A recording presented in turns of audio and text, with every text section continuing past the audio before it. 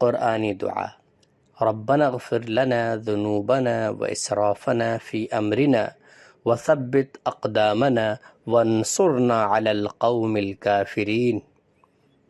اے رب ہمارے گناہوں کو معاف فرما دیجیے، معاملے میں ہمارے زیادتیوں سے درگزر فرمائیے، ہمارے قدموں کو جما دیجیے اور کافر قوم کے خلاف ہماری مدد کیجیے. تشریح. قرآن کریم کی یہ دعا سورہ آل عمران کی آیت نمبر 147 میں مذکور ہے. اس دعا سے پہلے قرآن کریم میں یہ ہے کہ بہت سے انبیاء کرام کے ساتھ ایسے نیک لوگ ہوا کرتے تھے جو ظلم کے خلاف ان کے ساتھ مل کر جنگ کیا کرتے تھے، ظالموں کے خلاف. اس کے بعد یہ ہے کہ وہ لوگ صرف اللہ کے لیے اس راستے میں جو تکلیفیں آتی تھی اسے برداشت کیا کرتے تھے.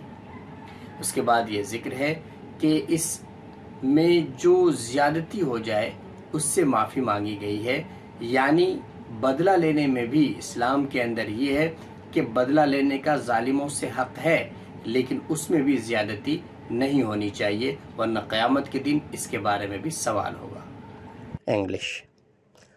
ربنا اغفر لنا ذنوبنا واسرافنا في امرنا وثبت اقدامنا وانصرنا على القوم الكافرين. Our Lord, forgive our sins and the excess in our affairs, and plant firmly our feet and give us victory over the disbelieving people. This dua is mentioned in Surah Al Imran, ayah number 147.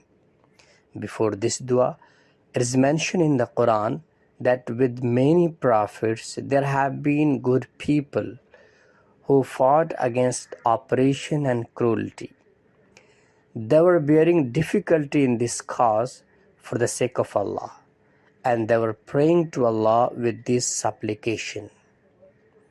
In this dua, forgiveness is sought due to excess in the affair.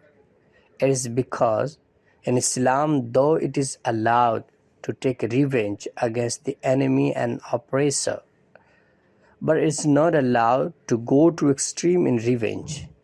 Otherwise, if one does so, he will be questioned on the day of judgment for this.